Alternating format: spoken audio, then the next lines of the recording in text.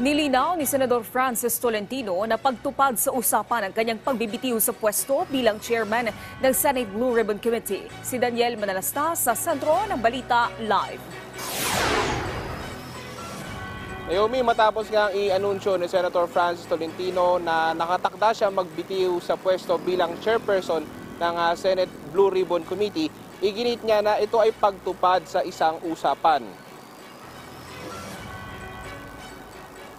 Isa't kalahating taon ang nauna na pag-usapan na maglingkod si Tolentino bilang chairperson ng Blue Ribbon. Sa ngayon, wala pang formal na resignation si Tolentino at kailangan niya pa itong dalhin sa plenaryo ng Senado sa pagbabalik ng sesyon sa Enero sa susunod na taon. Natakda namang pagtuunang pansin ng Senador ang Special Committee on Maritime Zones na tumatalakay sa iba't ibang issue sa West Philippine Sea. Sa ngayon, wala pang kumpirmasyon sa liderato kung sino ang papalit sa nakatakdang babakanting posisyon ni Tolentino. Narito ang pahayag ni Senator Francis Tolentino. Ganon din po sa Commission on Appointments. Manunungkulan po ako ng 1 taon at kalahati. And it is my intention to honor an agreement. So, hanggat wala pang kahalili, nandun pa ako in transition and I will endeavor to have a seamless transition and to assist whoever will be the replacements for both seats. Nais ko lamang sigurong ipaabot sa inyo na sa ilalim ng panunungkulan ko, we spent 67 hours, 41 minutes of public hearings. We have 358 resource persons, 3 committee report at halos himayin po namin ang 3,007 pages of transcript of stenographic notes, 420 pages of committee reports, which led to the indictment of 13 individuals, specifically doon po sa laptop deal, kung matatandaan nyo.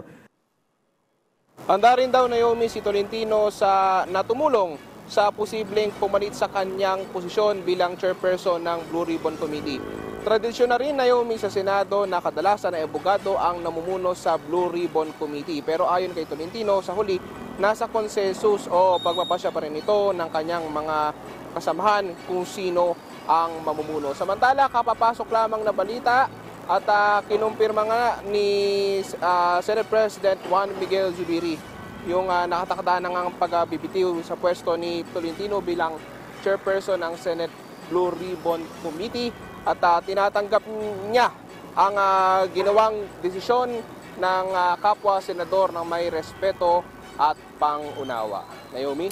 Daniel, at paano naman makakaapekto sa trabaho ng komite itong transition sa liderato ng Blue Ribbon?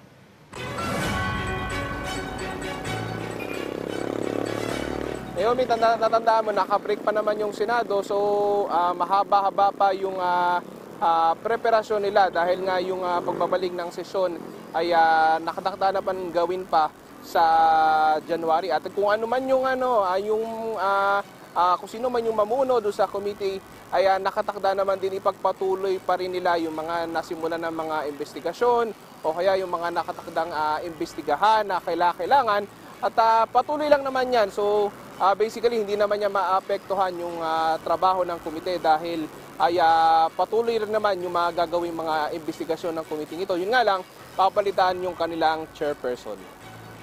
Maraming salamat Daniel Manalastas.